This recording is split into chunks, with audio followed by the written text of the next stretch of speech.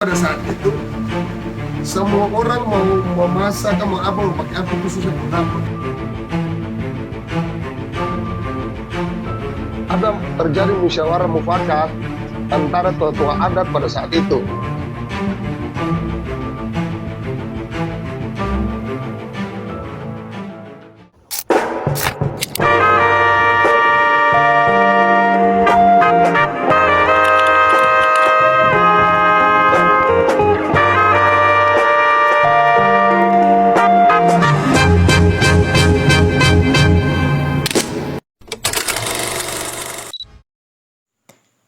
Leluhur masyarakat Latuhalat berasal dari Pulau Seram. Mereka mendiami suatu kerajaan dengan peradaban tinggi, yakni kerajaan Hua Mual dengan agama aslinya adalah Nunu Saku. Pemukiman ini dilatar belakangi oleh ikatan persaudaraan yakni Pata Siwa dan Pata Lima. Namun terbunuhnya putri dari Inama atau Ameta dalam suatu rangkaian tarian menciptakan perang saudara. Pada saat yang bersamaan, terjadi invasi kerajaan Ternate ke wilayah Pulau Seram dan Pulau Ambon, dengan misi utamanya adalah menyiarkan ajaran Islam. Kedua insiden ini terjadi dengan begitu hebat, sehingga mengakibatkan Pulau Seram menjadi kawasan yang tidak aman. Hingga akhirnya, terjadi migrasi besar-besaran pada abad 14 dari Pulau Seram ke Pulau Ambon. Pada tahun 1490 sampai 1505, Jazirah Lei Timor kedatangan 4 perdana, yakni Perdana Leka, Perdana Lisa, Perdana Latu Sopulalan, dan Perdana Salan Hui Telu. Keempat perdana ini membentuk persekutuan yang disebut Uli Nusaniwe. Masing-masing perdana memimpin negerinya dan hidup berdampingan dengan aman. Pada tahun 1511, Portugis tiba di Pulau Ambon dan mulai memonopoli kehidupan masyarakat pribumi termasuk penguasaan rempah-rempah dan pemerintahan. Intervensi Portugis menyebabkan konflik dengan perdana lokal. Pada tahun 1535, Gubernur Portugis untuk wilayah Maluku yang berkediaman di Pulau Ambon, André Furtado de Mendoca, dengan kekuasaannya, membawa Perdana Latu Sopulalan dan dibaptis menjadi Kristen dengan menggunakan nama Antonio de Sousa. Dan kemudian dia diangkat sebagai Raja Tunggal Uli Nusaniwe. Hal ini mengakibatkan perlawanan dari ketiga perdana lainnya. Perang ini berlangsung dari tahun 1540 sampai 1570. Pada masa perang ini, terjadi kisah yang menyebabkan Perdana Leka dipanjangkan namanya menjadi Leka Tompesi, Perdana Lisa dan generasinya menjadi Lisa Kota, dan Perdana Salan Hulitelu menjadi pengatur strategi. Pada tahun 1570 setelah meraih kemenangan, ketiga perdana dan para kapitan lainnya, termasuk Kapitan Sakitawang, yang turut membantu dalam perang, bermufakat untuk mengangkat seorang pemimpin. Perundingan tersebut berlangsung di Pantai Namalatu, dan batu tempat melakukan perundingan disebut Batu Bicara.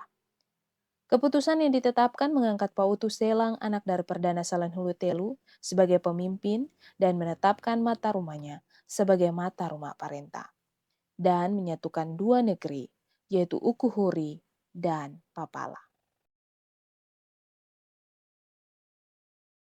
Jadi kalau Latuhalat sendiri terdiri dari 5 suku besar dan 1 suku tambahan.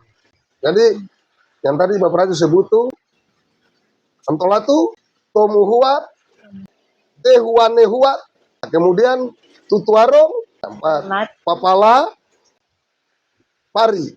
Lalu kalau marga-marga nih Bapak, dari Anton Latu nih apa-apa saja Bapak? Dari Antolatu itu Salteru, Salhuteru, Iya Bapak. Latu Hihin,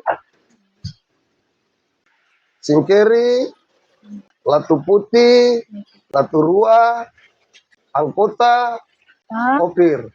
Opir. Kalau Tomahowu Tomoha tunggal Leka Tompesi. itu cuma Leka Tompesi saja. Dulu ada marga yang bersamaan dengan Leka Tompesi tapi dong keluar. Manu Husou dan Matita. Itu dong ke mana Bapak? Dong keluar. Ada juga yang ke Maluku Tengah, ada yang ke Sera, kembali ke Sera. Seram. Panehuat, Latu Meten, Apa lagi Bapak? Salawane, Molani, dan satu Mulai. Kepala 3 marga tadi itu. Ya mana-mana tuh Risa Bapak? Kota, Risa Kota, oh iya. Rusula, Eh, Leasa, Tutuarong, Soplantila, Tuhumuri, Narua, Dua, Maulete T2 ya, Ampasnya. Jadi Pari itu kan marga-marga pendatang. iya Bapak. Pari marga pendatang. Jadi di abad 19 itu karena sudah marga pendatang makin hari makin bertambah, maka akan ada terjadi terjadi pemberontakan. Karena marga pendatang banyak, sehingga tua-tua adat bersepakat untuk mengangkat satu pimpinan Hmm. untuk Yang marga memimpin pendatang. Iya. Dan dalam hal ini yang ditunjuk Ketum Vesi juga sebagai kepala soanya. Tadi Bapak Raja udah tanya tuh Bapak tentang adat istiadat yang masih dipelihara. Lalu adat istiadat yang susah yang ada lah itu apa? Tadi Antua bilang yang masih ada itu kayak cuci kaki, masuk minta, adat minta ampong. Kalau masih ada lah Bapak? Ada, tetap masih ada. Itu tetap berjalan. Hmm. Karena itu adat istiadat yang ketong bisa melangkahi lah itu harus ada. Karena sejarah membuktikan bahwa tanpa adat istiadat itu berarti tidak ada realisasi ke depan karena dia tumbuh dan berkembang. Iya. Secara hierarki dia harus ada. Iya.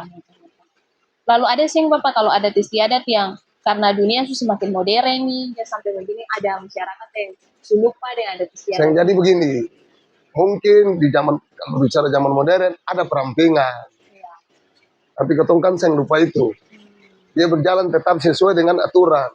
Tetapi dalam kesepakatan, kalau memang dari yang 1, 2, 3, 4, sampai 5 terkait dengan ada Genever, ada istiadat perkawinan terkait, ada kain putih, kain ubi, kain tiu, kain om, lalos, ikan lalos 5 ekor, ketupat 5 buah, dan sebagainya. Itu memang tetapi tercatat sebagai tatanan adat istiadat perkawinan. Tetapi kalau karena perkembangan zaman, untuk memudahkan hal-hal yang tadi itu diadakan perampingan, tapi itu tetap secara simbolis ada.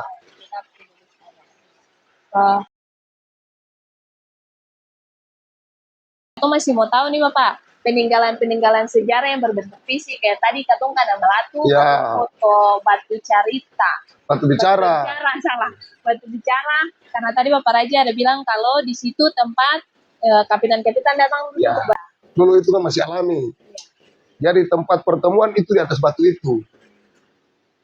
Semua musyawarah mufakat terjadi keputusan di tempat itu. Kemudian ada bangunan-bangunan tua peninggalan yang hancur, fosil-fosil yang masih ada. Kalau yang masih ada nih apa? Seperti bekas-bekas tempat radio perhubungan. Kalau masyarakat ini lebih banyak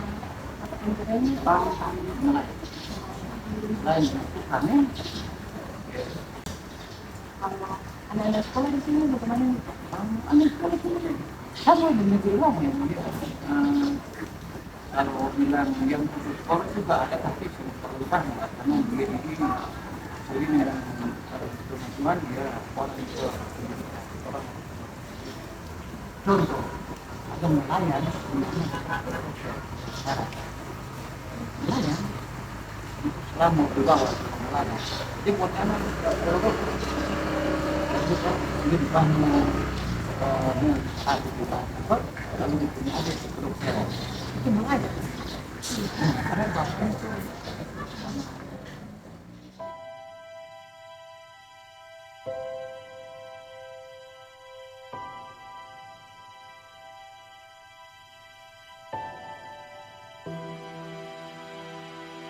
Thank you.